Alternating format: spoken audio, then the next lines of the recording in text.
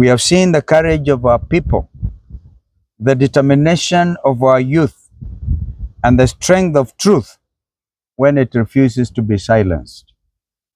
There are moments in a nation's life when ordinary citizens rise, when fear is cast aside, and when silence is no longer an option. Today, we're in one of those moments. Today, we recognize one such moment, the Gen Z uprising, a peaceful movement born of desperation and not of violence, not with anger, but with a peaceful call for change. It was a call born out of frustration, yet guided by principle and a moral clarity rooted firmly in our Constitution 2010. Fellow Kenyans, our beleaguered youth, shocked by the elected representatives last June, took to the streets and the digital spaces, armed with a bottle of water, their phones, and our national flag, not in chaos, but in moral revolt against greed, against corruption, and against injustice. They said enough is enough. Some of those representatives who waited for them, by the way, are here. The Deputy Minority Leader, the Honorable Robert Bui, Member for Kitui Rural, there, Bwana Mwalika, Bwana Mawadhe, our sister Jane from Naivasha, our sister from Kitui West, Mheshimiwa Nyenze, and of course other people. Those are the ones who were in Parliament. Not everybody actually took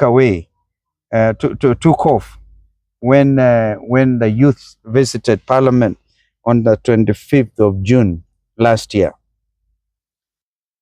Kenyans from across the country, I beg your pardon, when they said enough is enough, some of the leaders are here.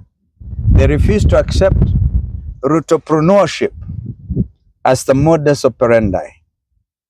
Our youth rejected the shift mismanagement that cost their loved ones access to healthcare services. Kenyans from across the country rejected the housing levy that is nothing short of a slush fund, a scam of the highest order. Of course, we'll be going on to clarify that as part of our agenda, we will not, of course, demolish those houses. They belong to Kenyans. We will, however, do away with housing levy, and William Ruto's government has amassed so much out of that will be money enough to complete even those houses. But we'll have to do away with the housing levy. More so, Kenyans are against the betrayal of Vision 2030.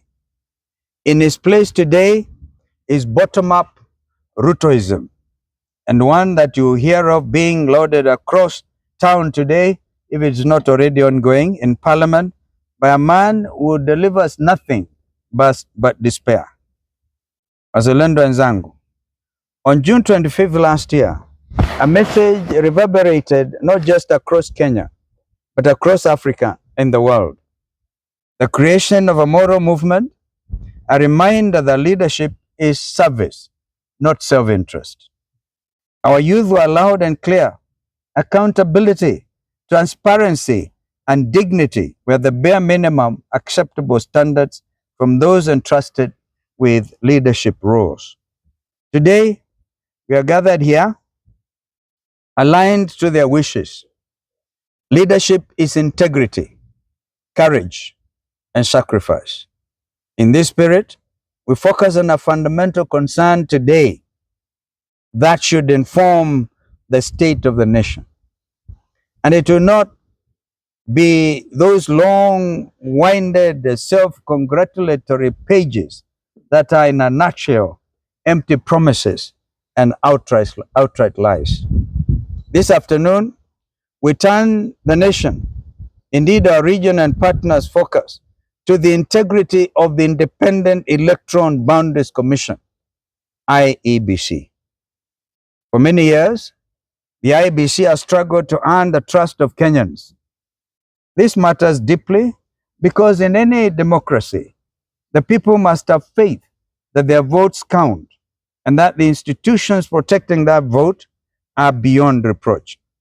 Sadly, the new commission has not only escaped this challenge, the way it was appointed, escaping the spirit of consultation and concurrence the National Dialogue Committee stood for, has left many feeling that IEBC is still not above political influence.